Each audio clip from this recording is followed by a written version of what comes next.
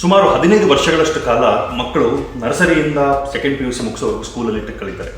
ಆ ವಾತಾವರಣ, ಶಾಲೆ ವಾತಾವರಣ ಒಂದು ಸಂತೋಷದ ವಾತಾವರಣ ಇರಬೇಕು, ಅವರ ಬೆಳವಣಿಗೆಗೆ ಪೂರಕವಾಗಿರುವಂಥ ವಾತಾವರಣ ಇರಬೇಕು.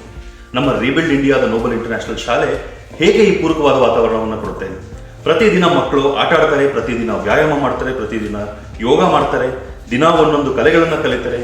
ನಮ್ಮ ಮಕ್ಕಳು ಶಾಲೆಯಲ್ಲಿ ಶಾಸ್ತ್ರೀಯ ಸಂಗೀತ ಕಲಿತಾರೆ, ನೃತ್ಯ ಕಲಿತಾರೆ, ನಾಟಕ ಕಲಿತಾರೆ, ಕರಾಟೆ ಅಭ್ಯಾಸ ಮಾಡ್ತಾರೆ, ಬೇರೆ ಬೇರೆ ಸಾಮಾಜಿಕ ಚಟುವಟಿಕೆಗಳಲ್ಲಿ ತೊಡಕೊಂತಾರೆ, ತಮ್ಮಷ್ಟಕ್ಕೆ ತಾವೇ ಕಲಿಯೋದನ್ನು ಅಭ್ಯಾಸ ಮಾಡ್ತಾರೆ, ಚರ್ಚೆಯಿಂದ ಕಲಿತಾರೆ, ಟೀಚರ್ಸ್ ಜೊತೆಗೆ ಡಿಸ್ಕಸ್ ಮಾಡ್ತಾರೆ, ತಮಗೆ ಬೇಕಾಗಿರೋದನ್ನ ತಾವೇ ಡಿಸೈನ್ ಮಾಡಿ ಎಕ್ಸ್ಪೆರಿಮೆಂಟ್ಸ್ ಅನ್ನು ಮಾಡ್ತಾರೆ.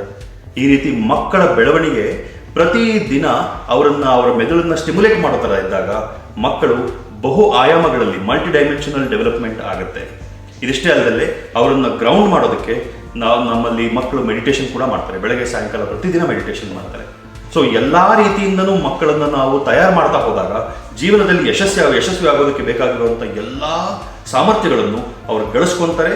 ಬೆಳೀತಾ ಬೆಳೀತಾ ಬೆಳೀತಾ ಬೆಳೀತಾ ಅದು ತುಂಬ ಗಟ್ಟಿಯಾಗುತ್ತೆ ಮತ್ತು ಜೀವನದಲ್ಲಿ ದೊಡ್ಡ ಮಟ್ಟಕ್ಕೆ ಸಾಧನೆಗಳನ್ನು ಮಾಡೋದಕ್ಕೆ ಅವರಲ್ಲಿ ಶಕ್ತಿ ಬರುತ್ತೆ.